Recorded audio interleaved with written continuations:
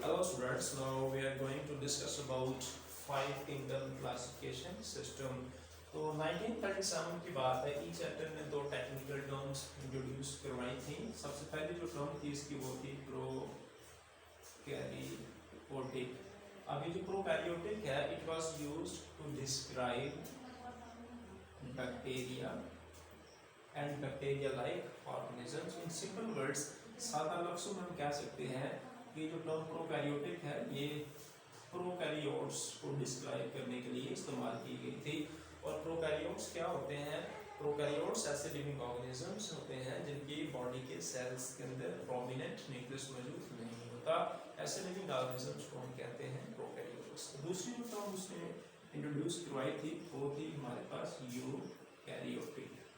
अब जो second term eukaryotic है, it was used to describe the characters of plants as well as animals. Plants और animals को describe करने के लिए जो टर्म यूज की उसको हम कहते हैं यूकैरियोटिक। और ये जो प्लांट्स और एनिमल्स हैं, these are basically eukaryotes. So what are the eukaryotes? Eukaryotes are those organisms which are formed by eukaryotic cells, and eukaryotic cells are those cells which have prominent nucleus. Right now, after that, 1967, Robert Whittaker ने living organisms को 5 major groups में divide किया। 1967 की बात है। Robert Whittaker ने living organisms को 5 major groups में डिवाइड किया। और 5 मेजर ग्रुप्स में डिवाइड किसकी बेस पे किया? कि divided living organisms on the basis of cellular organization. उसने कहा कि कुछ ऐसे लिविंग ऑर्गेनिजम्स हैं जो सिंगल सेल से मिलके बने हुए हैं, यानी यूनिसेलुलर हैं। और कुछ ऐसे जानवर हैं जो बहुत सारे सेल से मिलके बने हुए हैं, यानी कि मल्टीसेलुलर ऑर्गेनिजम्स हैं। और कुछ ऐसे लिविंग ऑर्गेनिजम्स हैं जो प्रोकैरियोटिक सेल से मिलके बने हुए हैं, और कुछ ऐसे हैं जो यूकैरियोटिक सेल से मिलके बने हुए हैं। तो सेलुलर ऑर्गेनाइजेशन की बुनियाद पे रॉबर्ट विटेकर ने और सेलुलर ऑर्गेनाइजेशन, और दूसरा जो था उसके पास वो थी mode of nutrition. Yes, mode of nutrition. Cellular organization और मोड ऑफ न्यूट्रिशन के बेस पे रॉबर्ट विटेकर ने लिविंग ऑर्गेनिजम्स को 5 मेजर ग्रुप्स में डिवाइड किया। वो 5 मेजर ग्रुप्स कौन से हैं? सबसे पहले नंबर पे हमारे पास जो ग्रुप है वो है मोनिरा। दूसरे नंबर पे जो ग्रुप है हमारे पास वो है प्रोटिस्टा। Yes, protista.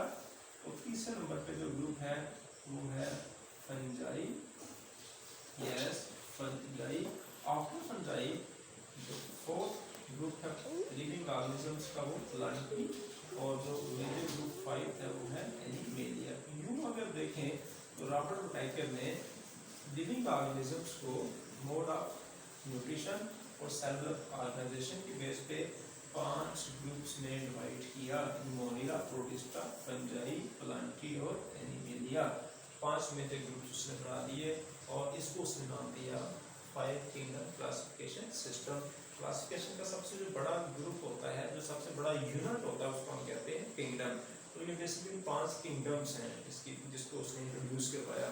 तो रॉबर्ट विटेकर ने इंट्रोड्यूस किसकी बेस पे करवाया? सेलुलर ऑर्गेनाइजेशन और mode of nutrition. Cellular organization तो उसने बता दिया कि ऐसा मोड है, बेसिकली वो ऐसा सिलसिला है कि कुछ जानदार जो यूनिसेलुलर, कुछ मल्टीसेलुलर, कुछ प्रोकैरियोटिक और कुछ यूकैरियोटिक। तो इनकी बेसिस पर उसने लिविंग ऑर्गेनिजम्स को डिवाइड किया। एक तो ये बात होगी। दूसरी जो बात है वो है मोड ऑफ न्यूट्रिशन, यानी कुछ ऐसे लिविंग ऑर्गेनिजम्स हैं जैसे कि प्लांट्स हैं जी, कुछ ऐसे लिविंग ऑर्गेनिजम्स हैं जो ऑटोट्रॉफ्स हैं, और फोटोसिंथेसिस के जरिए वो अपनी खुराक को प्रिपेयर कर सकते हैं। उनका मोड ऑफ न्यूट्रिशन क्या है? फोटोसिंथेसिस। और कुछ ऐसे हैं जो अपनी खुराक को तैयार नहीं कर सकते, उनका मोड ऑफ न्यूट्रिशन क्या है? इंजेक्शन, जैसा कि एनिमल्स। और कुछ ऐसे लिविंग ऑर्गेनिजम्स हैं जो अपनी खुराक को एब्जॉर्प्शन के जरिए लेते हैं, जैसा कि फंजाई के अंदर देखने को आया है। तो फंजाई क्या कहते हैं? एब्जॉर्प्शन के जरिए अपनी फूड को लेते हैं। एनिमल्स क्या कहते हैं? इंजेक्शन के जरिए लेते हैं। और प्लांट्स क्या कहते हैं? फोटोसिंथेसिस के जरिए अपनी खुराक को प्रिपेयर करते हैं। तो मोड ऑफ न्यूट्रिशन की बुनियाद पे रॉबर्ट विटेकर ने लिविंग ऑर्गेनिजम्स को ग्रुप्स में डिवाइड किया। 2 चीज़ों को मद्देनजर रखा अपने, एक सेलुलर ऑर्गेनाइजेशन और दूसरा मोड ऑफ न्यूट्रिशन। और 5 मेजर ग्रुप्स बना दिए उसने लिविंग ऑर्गेनिजम्स के। 5 मेजर ग्रुप्स बना दिए जिनको कहा जाता है 5 kingdom classification system. After Robert Whittaker in 1988 Margulis and Schwartz, ये मार्गुलस और श्वार्ट्ज ने क्या काम किया? मार्गुलस और श्वार्ट्ज ने रॉबर्ट विटाकर के 5 किंगडम क्लासिफिकेशन सिस्टम में कुछ मॉडिफिकेशंस की। मॉडिफिकेशंस क्या की? उन्होंने कहा सेलुलर ऑर्गेनाइजेशन की बेस पे, मोड ऑफ न्यूट्रिशन की बेस पे लिविंग ऑर्गेनिजम्स को 5 ग्रुप्स में डिवाइड कर देना काफ़ी नहीं है। उन्होंने सेलुलर ऑर्गेनाइजेशन और इसके अलावा सेलुलर ऑर्गेनाइजेशन के अलावा मोड ऑफ न्यूट्रिशन को भी बेस बनाया। यानी उन्होंने रॉबर्ट विटाकर की जो बातें थी उनको मद्देनजर रखते हुए उनको इग्नोर नहीं किया।